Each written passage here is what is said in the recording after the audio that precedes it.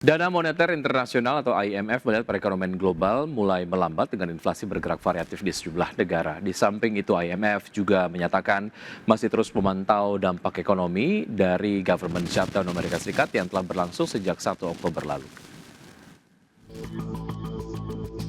Dana Moneter Internasional atau IMF melihat perekonomian global mulai melambat dengan inflasi bergerak variatif di sejumlah negara akibat tekanan tarif dan lemahnya permintaan ekspor. Juru bicara IMF, Julie Kozak, mengatakan perekonomian global masih menunjukkan ketahanan di tengah ketidakpastian akibat kebijakan tarif menjelang pertemuan tahunan IMF dan Bank Dunia di Washington bulan ini. Menurut Kozak, dampak tarif terhadap kenaikan harga di Amerika Serikat mendorong inflasi inti, sementara inflasi umum tercatat naik lebih cepat di Inggris, Australia, dan India. Sebaliknya, tekanan inflasi di China dan sejumlah negara Asia lainnya relatif rendah karena tarif menekan permintaan terhadap ekspor mereka.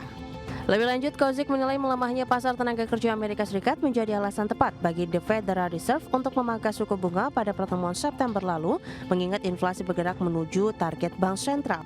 Sehingga The Fed harus mencermati data terbaru sebelum mengambil keputusan suku bunga berikutnya. Sementara itu, menanggapi dampak ekonomi dari government shutdown parsial di Amerika Serikat yang dimulai pada 1 Oktober lalu, Kozak menyatakan IMF masih memantau situasi tersebut. Berbagai sumber, IDEX Channel. Presiden Federal Reserve Bank of Dallas, Lori Logan, menilai pemangkasan suku bunga pada bulan September sudah tepat, namun menegaskan The Fed perlu ekstra hati-hati agar inflasi tidak semakin sulit dikendalikan. Logan menekankan perlunya kehati-hatian dalam melakukan pemangkasan suku bunga dari titik ini dan memastikan ketepatan kalibrasi kebijakan. Logan menambahkan dengan ekspektasi tarif impor dan tekanan lain yang mendorong inflasi sedikit lebih tinggi dalam beberapa bulan mendatang, normalisasi kebijakan moneter akan berlangsung lebih lambat untuk memastikan inflasi benar-benar turun ke target 2%. Adapun Logan yang tahun ini tidak memiliki hak suara dalam komite penentu kebijakan The Fed, mendukung keputusan pemangkasan suku bunga acuan pada September lalu sebesar 25 basis poin. Menurutnya langkah itu merupakan bentuk asuransi menghadapi potensi kenaikan mendadak tingkat pengangguran yang pada Agustus tercatat di angka 4,3%.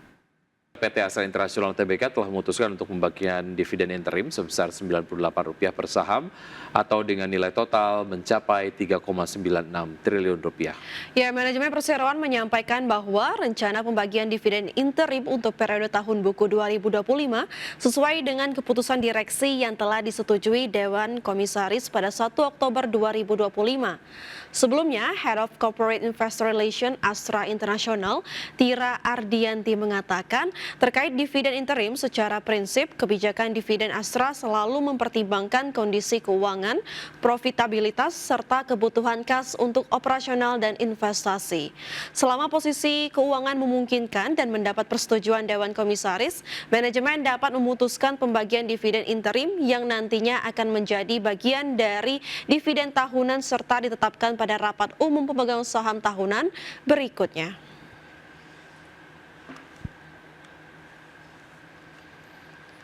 Emiten pertambangan PT Harum Energi Tbk atau HRUM atau Harum mengumumkan rencana pembelian kembali atau buyback saham tanpa persetujuan RUPS. Ya, dalam keterbukaan informasi di Bursa Efek Indonesia, buyback saham akan dilaksanakan Harum selama periode waktu 3 bulan, mulai dari 6 Oktober 2025 sampai 2 Januari 2026. Emiten pertambangan PT Harum Energi Tbk atau dengan kode saham HRUM mengumumkan rencana pembelian kembali atau buyback saham tanpa persetujuan Rapat Umum Pemegang Saham atau RUPS. Dalam keterbukaan informasi di Bursa Efek Indonesia, buyback saham akan dilaksanakan HRUM selama periode waktu 3 bulan mulai dari 6 Oktober 2025 sampai 2 Januari 2026. Sementara itu, perkiraan jumlah saham yang akan dibeli kembali oleh HRUM yakni maksimal sebesar 751,7 juta lembar saham atau setara dengan 5,56% dari modal kepatkan dan setor perusahaan. Nantinya HRUM akan menganggarkan sejumlah dana dari kas internal perusahaan dengan jumlah sekitar 837 miliar rupiah untuk pelaksanaan buyback saham, termasuk untuk mendanai biaya transaksi, biaya perdagangan perantara, dan biaya lainnya yang terkait. HRUM berkeyakinan bahwa pelaksanaan buyback saham tidak akan berdampak negatif terhadap kegiatan usaha perusahaan. mengingat emiten ini memiliki modal kerja serta kas dan setara kas yang cukup untuk mendanai buyback saham bersamaan dengan kegiatan usaha perusahaan. Total aset HRUM per semester pertama tahun 2025 juga akan mengalami perubahan dari 3,16 miliar dolar Amerika Serikat saat sebelum buyback menjadi 3,19 miliar dolar Amerika Serikat setelah buyback. Berbagai sumber untuk ID Action.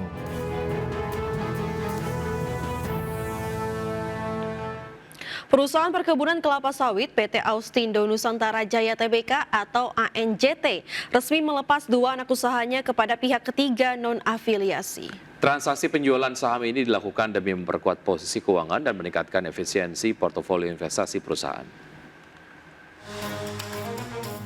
Austindo Nusantara Jaya bersama entitas anaknya PT Austindo Nusantara Jaya Agri telah melepas seluruh saham di 2 anak usaha yaitu PT Putra Manunggal Perkasa dan PT Permata Putra Mandiri. Seluruh saham dilepas kepada PT Harmoni Agri Mandiri yang merupakan pihak ketiga non-afiliasi. Transaksi ini meliputi penjualan 1,716 miliar saham di PPM dan 1,952 miliar saham di PMP. Dengan nilai total transaksi mencapai 405,59 miliar rupiah. Penjualan saham PPM senilai 133,43 miliar, sedangkan PMP senilai 272,16 miliar rupiah. Penentuan harga didasarkan pada laporan penilaian independen yang mempertimbangkan aset dan liabilitas termasuk total utang bersih sebesar 1,31 triliun rupiah per Juli 2025. Manajemen ANJT menyebut penjualan ini setara dengan 26,18% dari total aset konsolidasian perseroan per akhir 2024. Melalui langkah ini, ANJT berharap dapat mengoptimalkan fokus bisnis pada entitas dan usaha yang lebih strategis, sekaligus memperkuat struktur keuangan perusahaan ke depan. Berbagai sumber, ID Channel. Dalam peringatan HUT ke-80 TNI, Presiden Prabowo Subianto menekankan pentingnya peran TNI dalam menjaga kekayaan alam Indonesia. Ya, di mana sumber daya alam Indonesia adalah aset strategis yang harus dijaga demi kesejahteraan rakyat. Bertindak sebagai inspektur upacara pada peringatan hari ulang tahun ke-80 TNI, Presiden Prabowo Subianto menegaskan bahwa peran TNI sangat vital dalam menjaga segala sumber daya alam yang dimiliki oleh Indonesia yang tersebar di seluruh wilayah Indonesia. Untuk itu, Kepala Negara meminta agar seluruh jajaran TNI bekerja sama dengan pemerintah daerah untuk melakukan pengawasan ketat terhadap sumber daya alam Indonesia. Di mana dengan pemanfaatan kekayaan alam Indonesia yang dikelola sendiri secara maksimal bisa berdampak terhadap pengentasan kemiskinan dan meningkatkan kesejahteraan masyarakat di setiap daerah.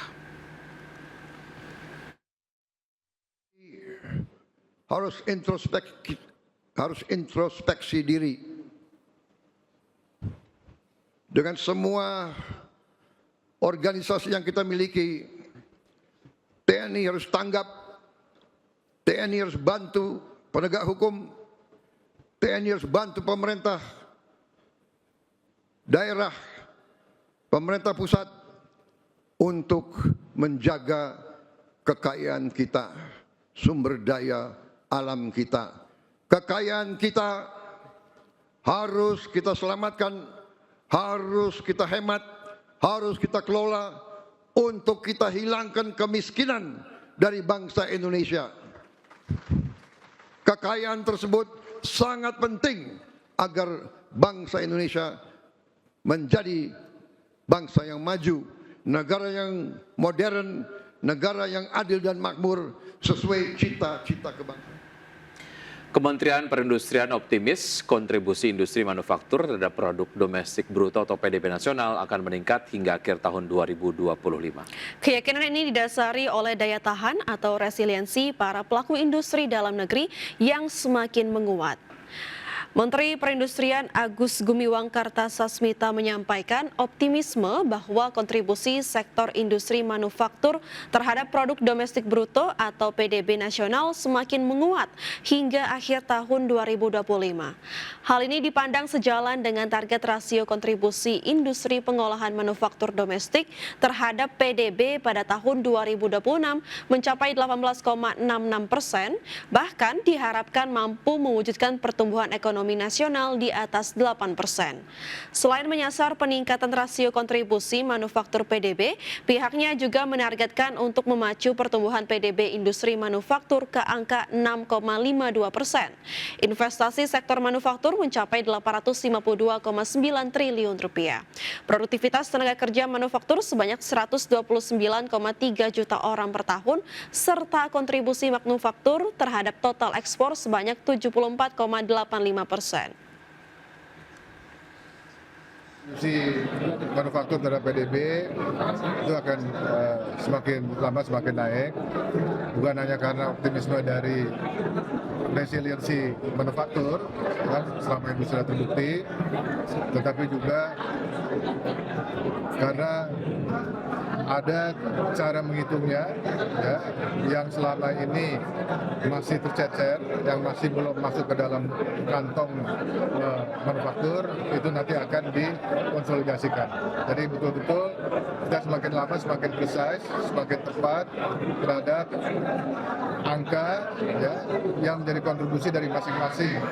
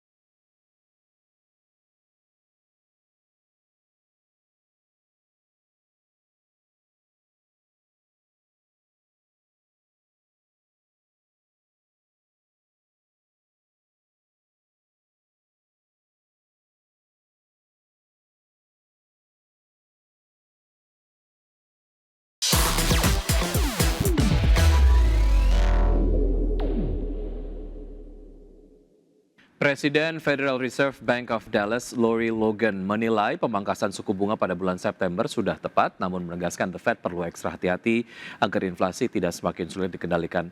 Logan menekankan perlunya kehati-hatian dalam melakukan pemangkasan suku bunga dari titik ini dan memastikan ketepatan kalibrasi kebijakan. Logan menambahkan dengan ekspektasi tarif impor dan tekanan lain yang mendorong inflasi sedikit lebih tinggi dalam beberapa bulan mendatang, normalisasi kebijakan moneter akan berlangsung lebih lambat untuk memastikan inflasi benar-benar turun ke target 2%.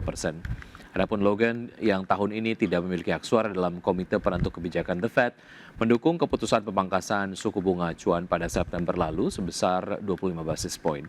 Menurutnya langkah itu merupakan bentuk asuransi menghadapi potensi kenaikan mendadak tingkat pengangguran yang pada Agustus tercatat di angka 4,3%.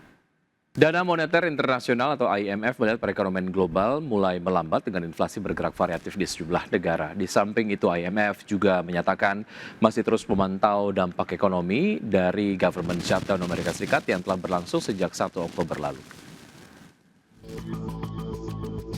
Dana Moneter Internasional atau IMF melihat perekonomian global mulai melambat dengan inflasi bergerak variatif di sejumlah negara akibat tekanan tarif dan lemahnya permintaan ekspor.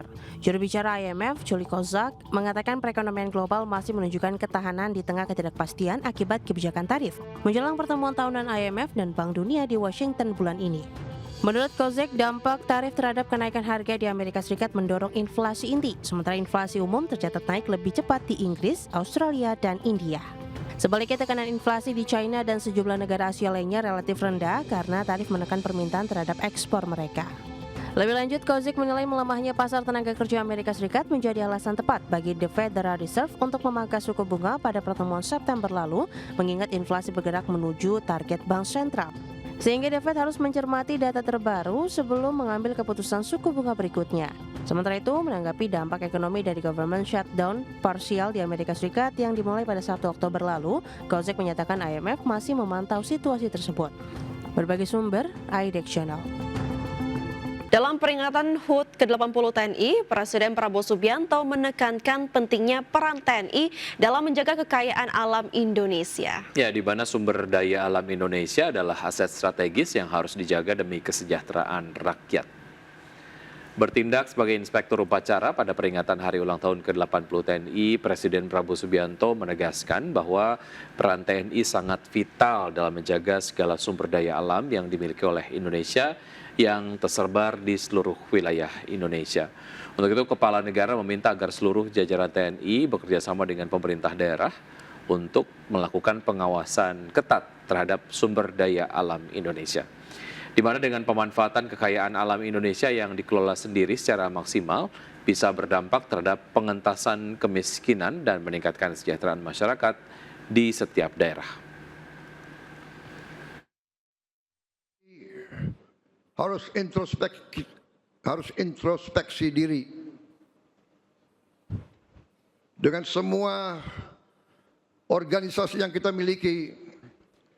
TNI harus tanggap, TNI harus bantu penegak hukum, TNI harus bantu pemerintah daerah, pemerintah pusat untuk menjaga kekayaan kita, sumber daya alam kita. Kekayaan kita harus kita selamatkan, harus kita hemat, harus kita kelola untuk kita hilangkan kemiskinan dari bangsa Indonesia.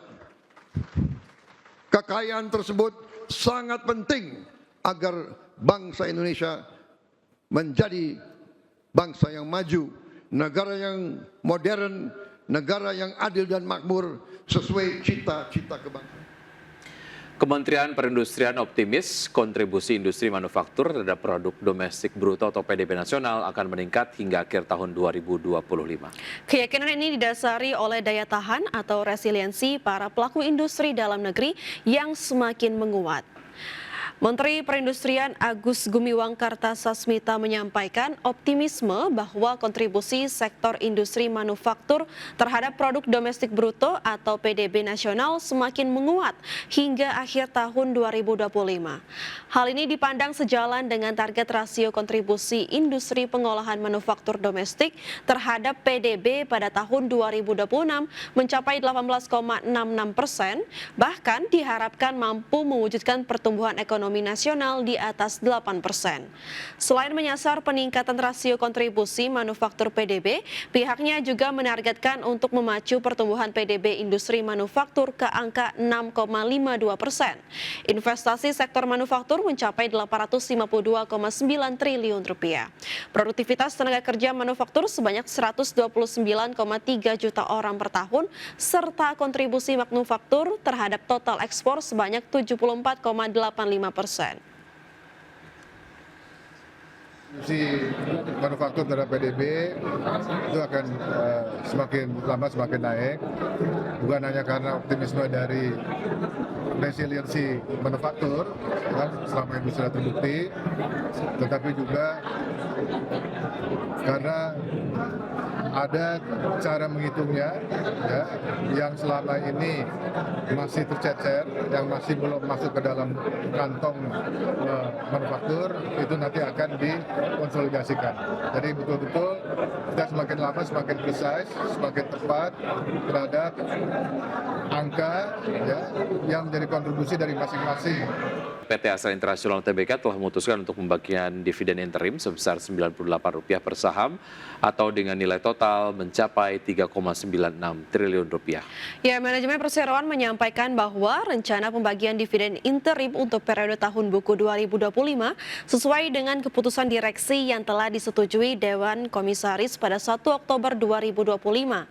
Sebelumnya, Head of Corporate Investor Relations Astra International, Tira Ardianti mengatakan, terkait dividen interim secara prinsip, kebijakan dividen Astra selalu mempertimbangkan kondisi keuangan, profitabilitas, serta kebutuhan kas untuk operasional dan investasi.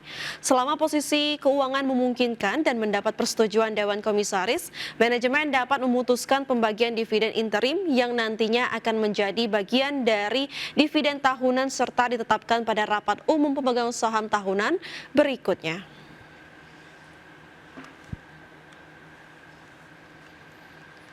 Emiten pertambangan PT Harum Energi Tbk atau HRUM atau Harum mengumumkan rencana pembelian kembali atau buyback saham tanpa persetujuan RUPS. Ya, dalam keterbukaan informasi di Bursa Efek Indonesia, buyback saham akan dilaksanakan Harum selama periode waktu 3 bulan, mulai dari 6 Oktober 2025 sampai 2 Januari 2026. Emiten pertambangan PT Harum Energi Tbk atau dengan kode saham HRUM mengumumkan rencana pembelian kembali atau buyback saham tanpa persetujuan Rapat Umum Pemegang Saham atau RUPS. Dalam keterbukaan informasi di Bursa Efek Indonesia, buyback saham akan dilaksanakan HRUM selama periode waktu 3 bulan mulai dari 6 Oktober 2025 sampai 2 Januari 2026. Sementara itu, perkiraan jumlah saham yang akan dibeli kembali oleh HRUM yakni maksimal sebesar 751,7 juta lembar saham atau setara dengan 5,56% dari modal dapatkan dan setor perusahaan.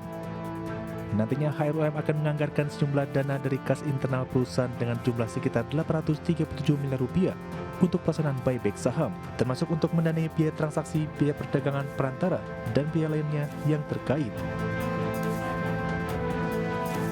HRUM berkeyakinan bahwa pelaksanaan buyback saham tidak akan berdampak negatif terhadap kegiatan usaha perusahaan, mengingat emiten ini memiliki modal kerja serta kas dan setara kas yang cukup untuk mendanai buyback saham bersamaan dengan kegiatan usaha perusahaan. Total aset HRUM per semester pertama tahun 2025 juga akan mengalami perubahan dari 3,16 miliar dolar Amerika Serikat saat sebelum buyback menjadi 3,19 miliar dolar Amerika Serikat setelah buyback. Berbagai sumber untuk ID Action.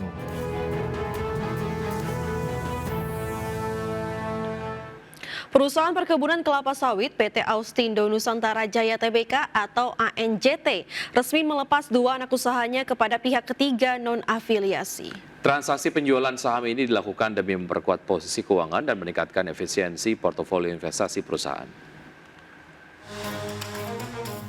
Austindo Nusantara Jaya bersama entitas anaknya PT Austindo Nusantara Jaya Agri telah melepas seluruh saham di dua anak usaha yaitu PT Putra Manunggal Perkasa dan PT Permata Putra Mandiri. Seluruh saham dilepas kepada PT Harmoni Agri Mandiri yang merupakan pihak ketiga non-afiliasi. Transaksi ini meliputi penjualan 1,716 miliar saham di PPM dan 1,952 miliar saham di PMP. Dengan nilai total transaksi mencapai 405,59 miliar rupiah. Penjualan saham PPM senilai 133,43 miliar, sedangkan PMP senilai 272,16 miliar rupiah. Penentuan harga didasarkan pada laporan penilaian independen yang mempertimbangkan aset dan liabilitas termasuk total utang bersih sebesar 1,31 triliun rupiah per Juli 2025. Manajemen ANJT menyebut penjualan ini setara dengan 26,18% dari total aset konsolidasian perseroan per akhir 2024. Melalui langkah ini, ANJT berharap dapat mengoptimalkan fokus bisnis pada entitas dan usaha yang lebih strategis, sekaligus memperkuat struktur keuangan perusahaan ke depan. Berbagai sumber, IDEX Channel.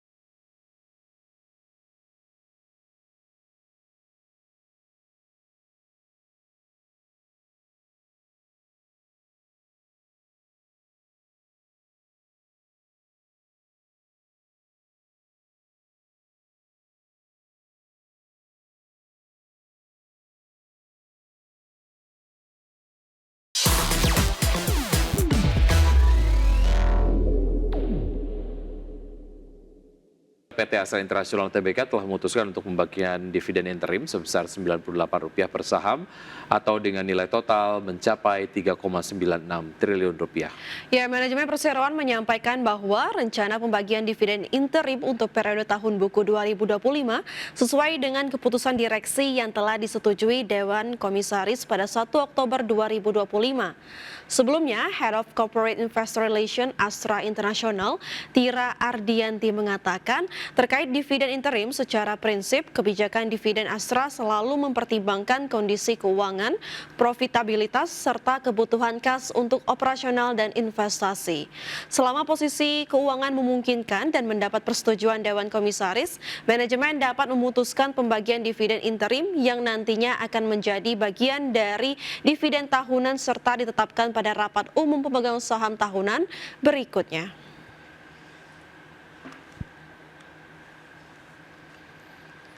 Emiten pertambangan PT Harum Energi Tbk atau HRUM atau Harum mengumumkan rencana pembelian kembali atau buyback saham tanpa persetujuan RUPS. Ya, dalam keterbukaan informasi di Bursa Efek Indonesia, buyback saham akan dilaksanakan Harum selama periode waktu 3 bulan, mulai dari 6 Oktober 2025 sampai 2 Januari 2026. Emiten pertambangan PT Harum Energi Tbk atau dengan kode saham HRUM mengumumkan rencana pembelian kembali atau buyback saham tanpa persetujuan Rapat Umum Pemegang Saham atau RUPS. Dalam keterbukaan informasi di Bursa Efek Indonesia, buyback saham akan dilaksanakan HRUM selama periode waktu 3 bulan mulai dari 6 Oktober 2025 sampai 2 Januari 2026.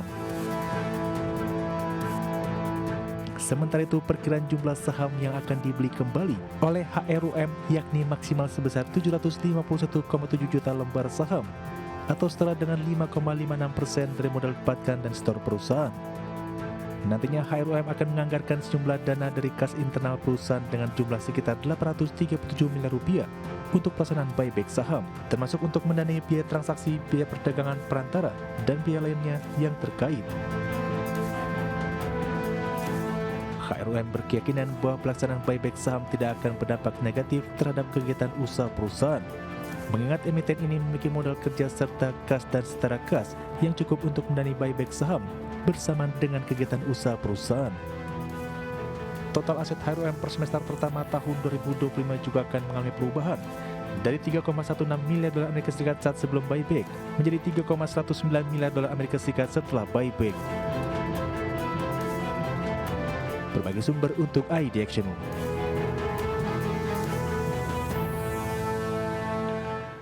Perusahaan Perkebunan Kelapa Sawit PT Austindo Nusantara Jaya Tbk atau ANJT resmi melepas 2 anak usahanya kepada pihak ketiga non-afiliasi. Transaksi penjualan saham ini dilakukan demi memperkuat posisi keuangan dan meningkatkan efisiensi portofolio investasi perusahaan. Austindo Nusantara Jaya bersama entitas anaknya PT Austindo Nusantara Jaya Agri telah melepas seluruh saham di 2 anak usaha yaitu PT Putra Manunggal Perkasa dan PT Permata Putra Mandiri. Seluruh saham dilepas kepada PT Harmoni Agri Mandiri yang merupakan pihak ketiga non-afiliasi. Transaksi ini meliputi penjualan 1,716 miliar saham di PPM dan 1,952 miliar saham di PMP. Dengan nilai total transaksi mencapai 405,59 miliar rupiah. Penjualan saham PPM senilai 133,43 miliar, sedangkan PMP senilai 272,16 miliar rupiah. Penentuan harga didasarkan pada laporan penilaian independen yang mempertimbangkan aset dan liabilitas termasuk total utang bersih sebesar 1,31 triliun rupiah per Juli 2025. Manajemen ANJT menyebut penjualan ini setara dengan 26,18% dari total aset konsolidasian perseroan berakhir 2024. Melalui langkah ini, ANJT berharap dapat mengoptimalkan fokus bisnis pada entitas dan usaha yang lebih strategis, sekaligus memperkuat struktur keuangan perusahaan ke depan. Berbagai sumber, ID Channel. Presiden Federal Reserve Bank of Dallas, Lori Logan, menilai pemangkasan suku bunga pada bulan September sudah tepat, namun menegaskan The Fed perlu ekstra hati-hati agar inflasi tidak semakin sulit dikendalikan. Logan menekankan perlunya kehati-hatian dalam melakukan pemangkasan suku bunga dari titik ini dan memastikan ketepatan kalibrasi kebijakan. Logan menambahkan dengan ekspektasi tarif impor dan tekanan lain yang mendorong inflasi sedikit lebih tinggi dalam beberapa bulan mendatang, normalisasi kebijakan moneter akan berlangsung lebih lambat untuk memastikan inflasi benar-benar turun ke target 2%. Adapun Logan yang tahun ini tidak memiliki hak suara dalam komite penentu kebijakan The Fed mendukung keputusan pemangkasan suku bunga acuan pada September lalu sebesar 25 basis poin. Menurutnya langkah itu merupakan bentuk asuransi menghadapi potensi kenaikan mendadak tingkat pengangguran yang pada Agustus tercatat di angka 4,3%. Dana Moneter Internasional atau IMF melihat perekonomian global mulai melambat dengan inflasi bergerak variatif di sejumlah negara. Di samping itu IMF juga menyatakan masih terus memantau dampak ekonomi dari government shutdown Amerika Serikat yang telah berlangsung sejak 1 Oktober lalu. Dana Moneter Internasional atau IMF melihat perekonomian global mulai melambat dengan inflasi bergerak variatif di sejumlah negara akibat tekanan tarif dan lemahnya permintaan ekspor. Juru bicara IMF, Julie Kozak, mengatakan perekonomian global masih menunjukkan ketahanan di tengah ketidakpastian akibat kebijakan tarif menjelang pertemuan tahunan IMF dan Bank Dunia di Washington bulan ini. Menurut Kozak, dampak tarif terhadap kenaikan harga di Amerika Serikat mendorong inflasi inti, sementara inflasi umum tercatat naik lebih cepat di Inggris, Australia, dan India. Sebaliknya, tekanan inflasi di China dan sejumlah negara Asia lainnya relatif rendah karena tarif menekan permintaan terhadap ekspor mereka. Lebih lanjut, Kozak menilai melemahnya pasar tenaga kerja Amerika Serikat menjadi alasan tepat bagi The Federal Reserve untuk memangkas suku bunga pada pertemuan September lalu, mengingat inflasi bergerak menuju target bank sentral. Sehingga The Fed harus mencermati data terbaru sebelum mengambil keputusan suku bunga berikutnya. Sementara itu, menanggapi dampak ekonomi dari government shutdown parsial di Amerika Serikat yang dimulai pada 1 Oktober lalu, Kozak menyatakan IMF masih memantau situasi tersebut. Berbagai sumber, IDEX Channel. Dalam peringatan HUT ke-80 TNI, Presiden Prabowo Subianto menekankan pentingnya peran TNI dalam menjaga kekayaan alam Indonesia. Ya, di mana sumber daya alam Indonesia adalah aset strategis yang harus dijaga demi kesejahteraan rakyat. Bertindak sebagai inspektur upacara pada peringatan hari ulang tahun ke-80 TNI, Presiden Prabowo Subianto menegaskan bahwa peran TNI sangat vital dalam menjaga segala sumber daya alam yang dimiliki oleh Indonesia yang tersebar di seluruh wilayah Indonesia. Untuk itu, Kepala Negara meminta agar seluruh jajaran TNI bekerja sama dengan pemerintah daerah untuk melakukan pengawasan ketat terhadap sumber daya alam Indonesia. Di mana dengan pemanfaatan kekayaan alam Indonesia yang dikelola sendiri secara maksimal bisa berdampak terhadap pengentasan kemiskinan dan meningkatkan kesejahteraan masyarakat di setiap daerah. Harus introspeksi diri dengan semua organisasi yang kita miliki. TNI harus tanggap, TNI harus bantu penegak hukum, TNI harus bantu pemerintah daerah, pemerintah pusat untuk menjaga kekayaan kita, sumber daya alam kita. Kekayaan kita harus kita selamatkan, harus kita hemat, harus kita kelola untuk kita hilangkan kemiskinan dari bangsa Indonesia. Kekayaan tersebut sangat penting agar bangsa Indonesia menjadi bangsa yang maju, negara yang modern, negara yang adil dan makmur sesuai cita-cita kebangsaan. Kementerian Perindustrian optimis kontribusi industri manufaktur terhadap produk domestik bruto atau PDB nasional akan meningkat hingga akhir tahun 2025. Keyakinan ini didasari oleh daya tahan atau resiliensi para pelaku industri dalam negeri yang semakin menguat. Menteri Perindustrian Agus Gumiwang Kartasasmita menyampaikan optimisme bahwa kontribusi sektor industri manufaktur terhadap produk domestik bruto atau PDB nasional semakin menguat hingga akhir tahun 2025. Hal ini dipandang sejalan dengan target rasio kontribusi industri pengolahan manufaktur domestik terhadap PDB pada tahun 2026 mencapai 18,66%, bahkan diharapkan mampu mewujudkan pertumbuhan ekonomi nasional di atas 8%. Selain menyasar peningkatan rasio kontribusi manufaktur PDB, pihaknya juga menargetkan untuk memacu pertumbuhan PDB industri manufaktur ke angka 6,52%. Investasi sektor manufaktur mencapai 852,9 triliun rupiah.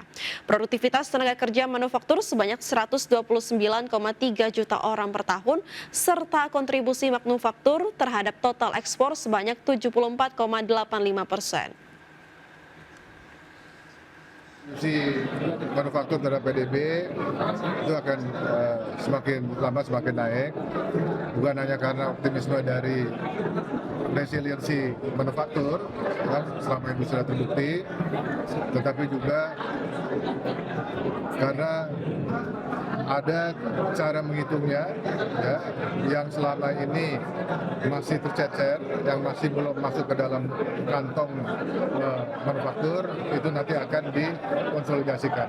Jadi betul-betul kita semakin lama semakin precise, semakin tepat terhadap angka ya, yang menjadi kontribusi dari masing-masing